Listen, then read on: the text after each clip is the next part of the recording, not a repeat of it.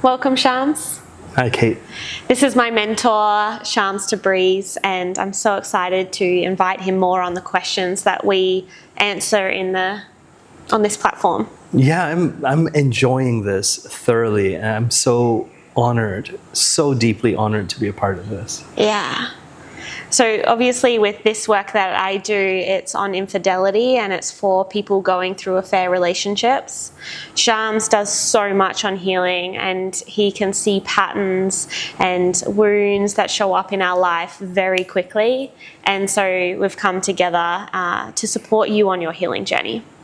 This person's question is from the community. You can put your questions in the link below, or the description below, if you have a question on infidelity. You don't have to be in the community to get your questions answered. Today's question is, I have a question about my psychologist. She's great in so many ways, and it's been good working through all life stuff with her.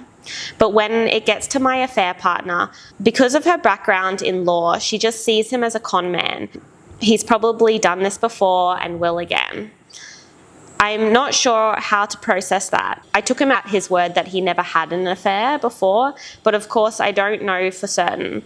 I would have at one point believed him, and now I'm not sure. Can you offer some advice on how I can see him as he is or could be, and not want to defend who I thought he was? Here's the thing. When people want to deceive you, they can deceive you. It's such a painful thing to hear, and I'm not presuming that he is deceiving you. But when people want to deceive you, they can deceive you. Now, these are words, of course, right? People can, they can say to you, no, I swear to you, I chopped down that tree yesterday. I did. It's not there. And they could be looking at that tree while they are saying those words to you, and doing everything in their power to make sure that you're looking here and not turning over your shoulder to look that, oh, actually, no, the tree's still standing there. Yeah. And so sometimes it happens, sometimes this pattern can emerge quite innocently in childhood that, no, I didn't take the cookie from the cookie jar. I swear I didn't. And then it matures from there into more and more stories. And when you learn that you can influence others. So the first thing I think is to realize that these things are very hard for you to tell. Because they're so convinced when telling you, so that you do experience a feeling of truth. Exactly. It's not necessarily that they're convinced, but they have this intent to be convincing. Yeah. Right? And they may not have any ill intent. Yeah. But some of them even have ill intent. Some of them are clearly deceiving and have no greater intentions to make a deep and lasting and permanent relationship out of this. But then there are those as well men who enter into affair relationships because of their lack of fulfillment in their primary relationships, if they have a primary relationship. But so there are all of these different variables at play. To attempt to speak to your unique situation wouldn't necessarily be easy or fair without having more information. But your question is a question of how can I know? How can I know? And I think it's fair in a situation like this. I don't think it's completely inappropriate what your therapist has said. It may not be correct, but I don't think it's completely inappropriate. And I think that there is wisdom in you being cautious. And if that caution implies a certain amount of wise suspiciousness, then be a little suspicious. Be willing to generate to have a sense of clarity that what are we doing here? And because if there is the implication that this may be a pattern within your affair partner to be engaging in affair relationships over and over, well, what is your concern in that? If that reveals to you this is someone who is not seriously interested in me, well, then let that represent itself in more ways than simply knowing whether he has been in other affair relationships. Maybe try and gain an understanding of what are we doing in this relationship and what is the direction that we are traveling towards. And the only way that you're really going to get a sense of clarity and confidence and truth from it is to have those conversations and then to set practical milestones that will define what the outcome is going to be. So for this particular question, and this is going to be really helpful for women that are still in these situations, she has ended it for a quite significant amount of weeks, and is no longer in contact with him. And it's more about trying to understand what was true, what was not true, what was my experience, and what was his experience. It can be very painful to realize that you have been deceived. It can feel very confronting. It can leave you reeling with a sense of, how can I even trust myself anymore? Because how could I not see what perhaps was so apparent? For some reason, the feeling that I get is that you're second guessing yourself when you actually do have some indication that this was not quite as deep or as rich as you would have wished it to be. That whether you knew any details, but there was enough demonstrated or said within the dynamic that you had that would have revealed to you question marks. They would have left you pausing or feeling that that's not right, that's not right, that's not right, or that response didn't feel correct. My feeling is that has already occurred with you. And in this moment, I am using my intuition, which is not the easiest thing to do because there's quite a distance between the questioner and me in this moment, energetically as well. But that is the sense that I get. I get the sense that there were some signs here that you're actually questioning yourself. It's more, I feel that you're more questioning yourself rather than actually questioning what you've experienced. And yes, some of the indications that you have received might have been rather subtle, but subtlety is also quite revealing, you see. Yeah, absolutely.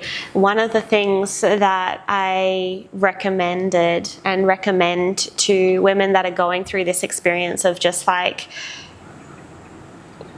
how can I see things clearly? What was true, what was not true?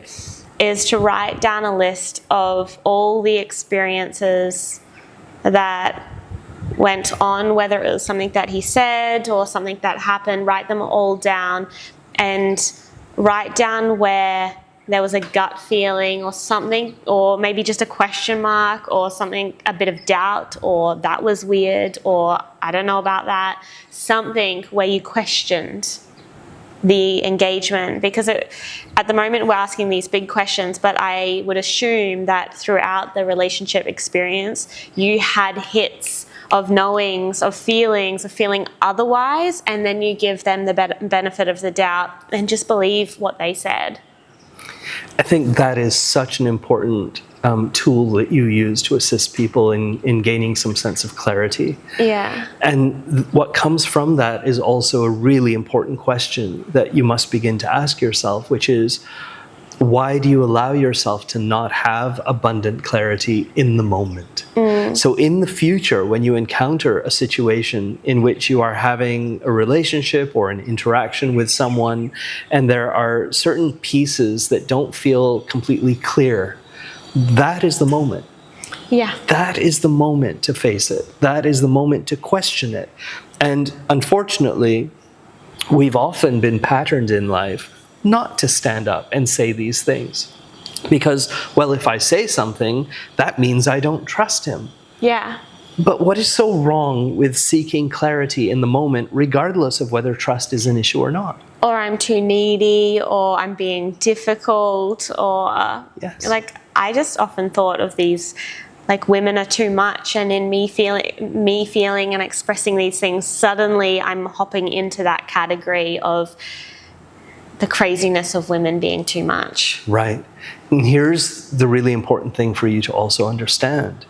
If the response to you asking for clarity in a moment, or for, even if you were to say, that confuses me what you just said, I don't get it. And if the response that you get from that is, it puts you down or downplays the situation, red flag. Yeah.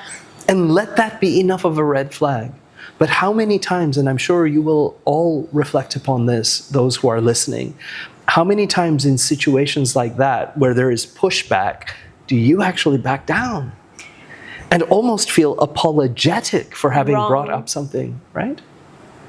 And that is, that is an indication of how much, and I do want to focus in this moment on women, how much women have been disempowered. You're disempowered to feel as if you don't have a voice, and you can't express your truth in the moment, and you can't be heard. And as you said, Kate, that you're too much, or you're difficult, or you're overreading a situation, and yet all you're asking for in the moment is clarity. Yeah. And the truth is, as a man, let me define myself in this moment as a healthy man, as an emotionally healthy man.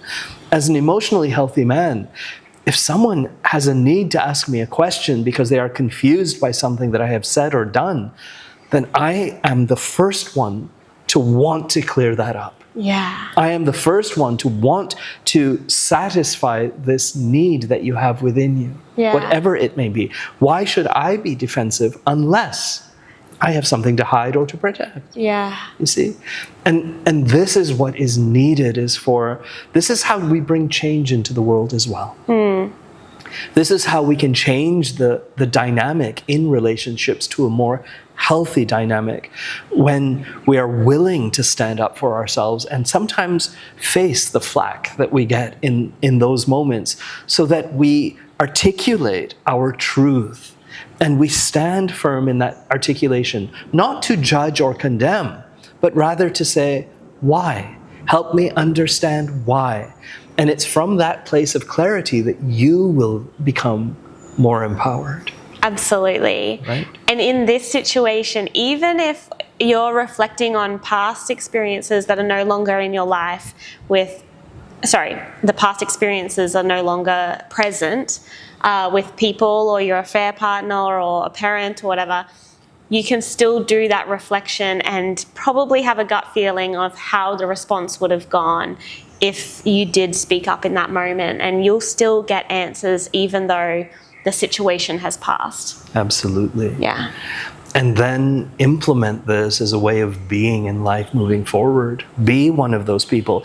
And your questions don't need to sound confrontational or offensive, but you will know when you're in the presence of someone who doesn't want to bring clarity, who doesn't want lights shined upon things that they want to keep hidden. Yeah. And you will also know in the moment when you are with someone who has nothing to hide, and who has a genuine intention to be in a state of truth. And sometimes you will point out something that they didn't genuinely intend.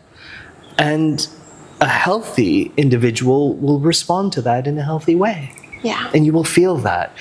And my wish for you is that that's the kind of relationship you invite into your life. A relationship in which you get to show up fully, and they also are showing up fully.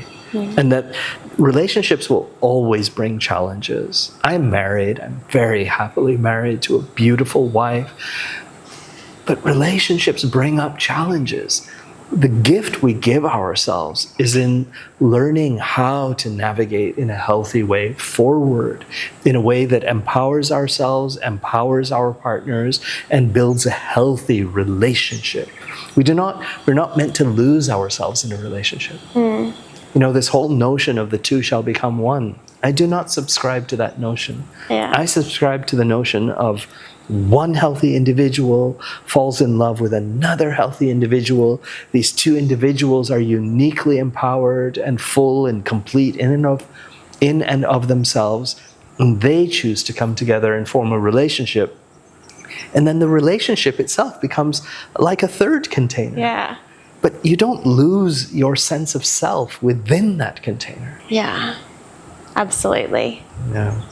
Beautiful. I love that. Thank you. You're most welcome. Yeah. Thank you. And thanks. That was a really beautiful question. Yeah, it's a significant one. When women do end affair relationships and they begin the healing, then all of this clarity and questioning and everything starts to come through. And sometimes it's because of self-doubt, but sometimes that is actually a healthy process of learning discernment. Yeah. And once you gain, it's learning to reestablish that trust with yourself. I like to say that we all have an inner compass, but our compasses sometimes are broken. Yeah. But once you can learn to read the world better, and reading the world isn't about learning the signs of reading the world. Reading the world better is learning to trust yourself. But it's sometimes referred to as a bullshit meter, right? But it's that measure of discernment of what is truth. Yeah. What is truth? And we have that active compass within us if we learn to trust it. Yeah. Yeah, absolutely. Yeah. Beautiful.